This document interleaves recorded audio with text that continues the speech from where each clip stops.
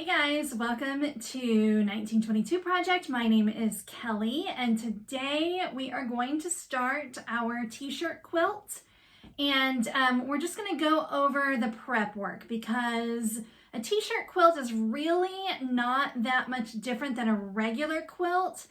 It's just there's a little preparation that you need to do that you don't need to do with a regular quilt. So that's what we're going to go over today. I do have a quick show and tell, nothing all that exciting, but I got this beautiful fabric from Joann's. And then, so first of all, I don't know about y'all, but I'm terrible. Like in December, I'm like, okay, I need to get going on Valentine's Day. And then the next thing I know, it's January 18th. It's like, I can't do Valentine's Day. It's too late for that. So I'm moving forward to spring, Easter. Mostly I was at Joann's getting something else. And then I saw this and I was like, gotta have that. So I want to pair this with a knit. This is woven. I want to pair it with a knit top. So I made my first order with Purple Seamstress. I've heard good things about them. Just when it comes to cotton, a cotton lycra spandex, whatever you want to call it, cotton spandex. Solids. So, it's a nice quality. It stinks, but whatever. So that could be cute. Or I got purple. I think I like the seafoam better, but I'm going to play with it a little bit and see. And then I also got this beautiful red because again, I'm looking forward to 4th of July already. Somebody on one of the sewing business groups I'm in was saying they've already ordered their Christmas fabric. So, yeesh. I'm not that on top of things. But anyway, that was the show and tell for today. So let's talk about this quilt. So I have 15 t-shirts that I'm turning into a quilt. It is a memory quilt. It is a young man contacted me. His best friend died at the end of the last year. He wants to make this quilt for the friend's parents, which I think is just super sweet and adorable. So I'm trying to get it done pretty quickly. I do have a second one kind of in progress as well, but I'm really focused on this one. So the first thing that you're going to want to do is you're going to want to make a plan.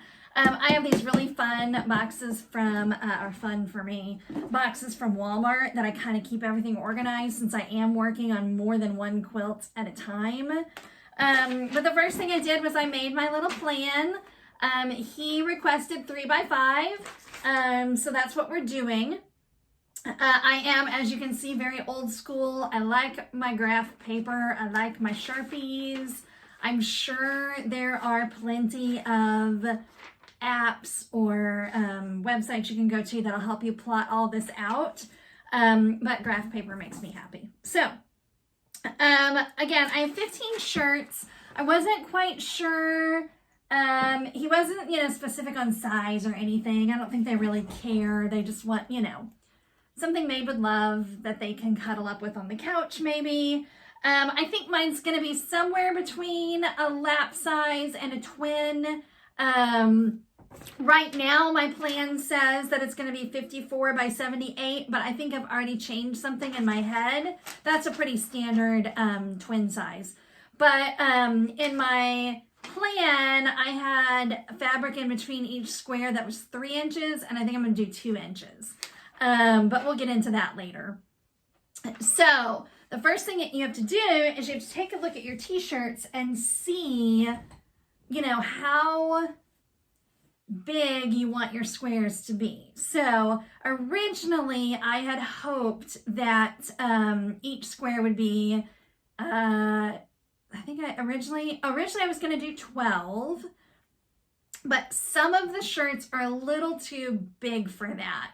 So I'm going to go the design. So you have to pay attention to the design here. So the So then I was like, okay, well, I'll go to 16. Well, some of them are too small really to fit. Let me see if I can find, like if I cut, not that one, not that one either. Doesn't matter. If I cut it, here it is. If I made this one 16, it's gonna get over into the sleeve when I cut it this way. So we don't want that. So I then decided I've got 5 that could be 16 inches wide, and then the rest can be 12. And then everything is going to be 12 inches tall. So that's what I made my squares to look like. So it's not, you know, fully symmetrical, but it's pretty close. So the middle is going to be the ones that are 16 wide, and then on the edges I can do 12. And again, that's kind of one of the things I really love about a t-shirt quilt is there's no rules. You can do whatever you want. My next one, there are so many t-shirts that it's going to be, I think it's called a collage. Like it won't be symmetrical at all. Like everything will be different sizes. So I made my plan, and now I know how big I'm going to cut my t-shirts. But before you cut your t-shirts, and again, I have mine in here, you are going to want to stabilize them. Now, you can get online and you can find plenty of resources that are going to show you, tell you, whatever, how to do a t-shirt quilt without stabilizing it. We're not doing that. That's not something I've tried. It's not something I want to try. I think stabilizing them is important, and I think it gives you great results. So why wouldn't you just do that? I don't know. I have always stabilized mine, let me grab it, with SF101 by Pellon. And it is a woven fusible. You want to use fusible no matter what. And it, you know, again, you can get online and you can find lots of resources on what kind of stabilizer to use. This one's going to come up all the time. It is used probably more than anything else. Haven't actually calculated that, but no scientific experiments to know if this is actually the most used. But I think this is probably the most used, and it is what I'm using for this quilt.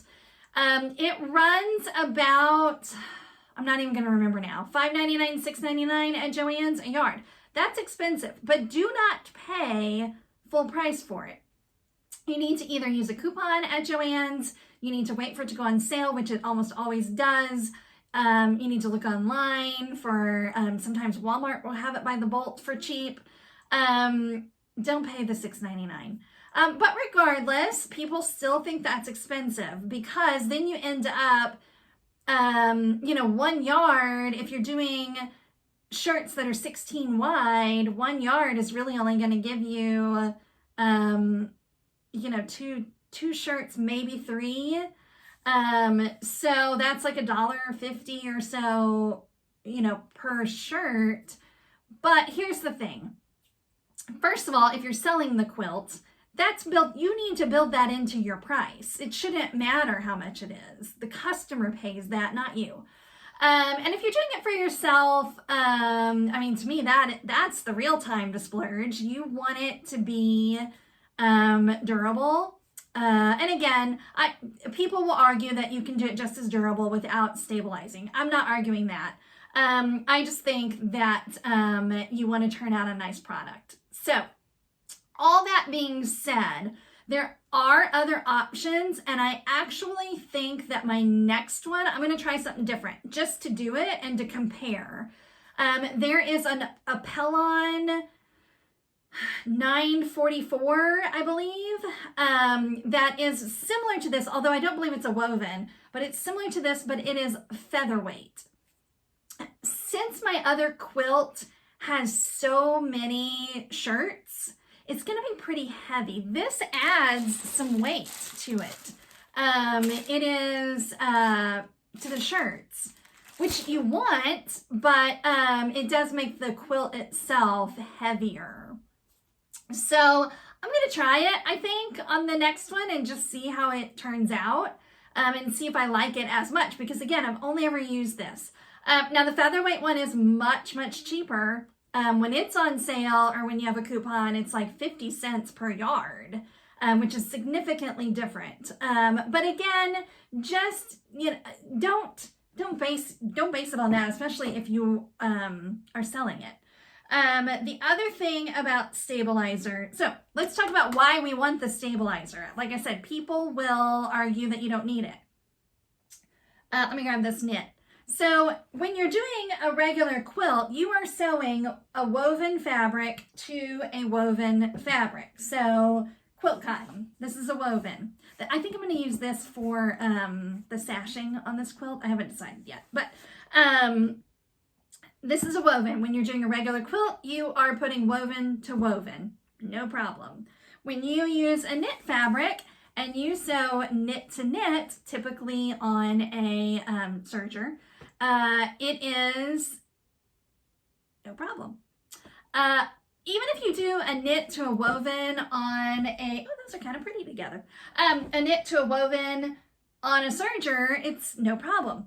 Knit fabric, while it doesn't fray, it curls on the edges. So t-shirts are made out of knit fabric, and if you just take them and cut a square, your square is gonna, first of all, the edges are gonna curl. And second of all, when you go to sew it to a woven with your regular sewing machine, you run the risk of distorting your square. Knit stretches, you saw me pull that. Knit stretches, and when you sew it to a woven, you run a high risk of distorting it. And you run a high risk of distorting it when you're just cutting it. So that's an important tip. You want to put your stabilizer on before you cut the shirt. That's going to make your cutting life much, much easier. So now what you can do, we're not going to use that one. That one's little. Okay. What we're going to do, some of them have bear on them. What we're going to do is you can just turn the shirt inside out, put your stabilizer on it, and then cut it while it's still in 2 layers. I'm going to go ahead and just cut my shirts at the seams just to kind of get rid of some of the bulk. And then I'll put my stabilizer on there. And I've cut, well, let's go over and do that, and then I'll talk about the stabilizer a little bit more. Okay, so like I said, I went ahead and just did a rough cut, just to kind of get rid of some of the rest of the t-shirt. And then I have these, I showed these in a previous video. I have these templates that I'm going to be using to cut the t-shirts once they're interfaced. But this, you can see, so all of my squares are either going to be 16 wide or 12 wide. Now these are cut. These templates are at a 1/2 inch for seam allowance. So this one is 16.5 and this one is 12.5. But as you can see, this one wouldn't have been good for the 16.5, but it fits the 12.5 beautifully. So what we're going to do is we're going to turn it over and we're going to put our stabilizer, interfacing, whatever. What would you call it? What's the difference? I'm not sure I know the difference. So I've got my handy dandy bucket over here, and I've already cut all of mine. I've got some that are for these shirts and some that are for the 16-inch wide. So what you want to do is you want to cut your interfacing a little bit bigger than what you need. And that is just, again, I know people like cost-saving measures, and I mean, really nobody loves that more than me, but this is an instance where it's just gonna be better for your mental health to go ahead, cut it too big. See how much bigger that is than what I need? Part of it is the bolt of fabric is 20 inches wide. And I did cut off some of the extra, but I left quite a bit. But you can see, once I interface this, when I go to cut, I've got plenty of room to kind of move my ruler around and get it exactly where I want it. So again, this is a fusible interfacing. It's got kind of a rough side to it. That's the side you're going to put next to the t-shirt. And then you can either use an iron with high heat, lots of steam to put this on. Sorry, I had a piece of t-shirt underneath. Or you can do what I do, which is I'm going to use my heat press. So the only other thing I want to say about this before we go press it is I did hear that, or I have read that you really want to make sure that your shirts don't have fabric softener. They haven't been washed with fabric softener, because sometimes that will cause the interfacing not to stick. I've never tested that out. I did wash these shirts. I don't typically do that, but again, since a memory quilt, it was a young kid who brought them to me. It was only 15 shirts. I just threw them in the wash just to be sure. And I'm kind of glad I did. One of the maroon ones bled a little bit onto a white shirt, which is no big deal because I'm only using part of the white shirt and I got it mostly cleaned up. But anyway, just something to keep in mind. If you do wash the shirts, if they're your own personal shirts, just make sure they haven't been washed with fabric softener.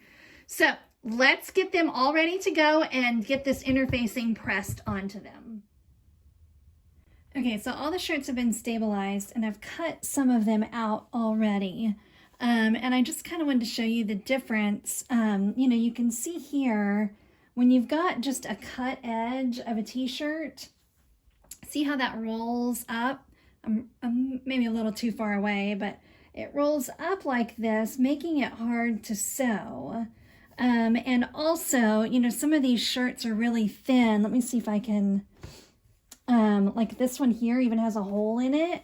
And so by adding the stabilizer, it also stabilizes that hole. So that hole's not going to get bigger.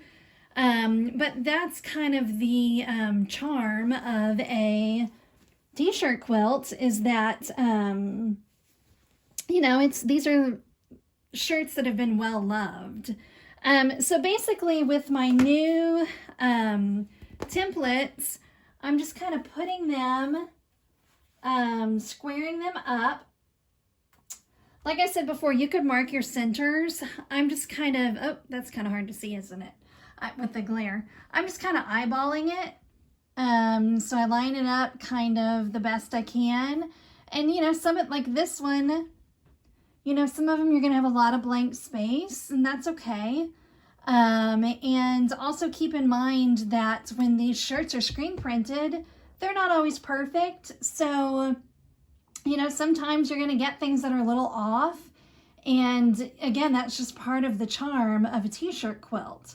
So I just lay this on here and then I'm just going to cut around it. And then we'll have all of our t-shirts prepped and ready to go. Okay, so we've got all of our shirts cut out and stabilized, and they're in nice little squares. Again, these are all either 16 inches wide or 12 inches wide, but then they're all 12 inches tall. And again, that's totally flexible. It just helps me with my math. So I'm going to throw them in my handy dandy container here. And then next, the only thing we have left to do for the top is I need to cut the sashing. And I'll do a different video on that and some tips and tricks on putting the whole front together, or top. What I'm going to do now, though, is I'm going to take these and I'm going to go lay them out in sort of a pattern that I think looks nice, and I'm going to send it to the customer and have them approve it before I move forward with that. So I'll do a little screenshot and show you guys what it looks like kind of laid out for the customer. I need to find out what fabric they want for the back. And then we'll move forward from there. But I hope you guys enjoyed this video. I hope you found some value in it. If you did, please hit that like button and subscribe. I hope you're having a fantastic day. Bye.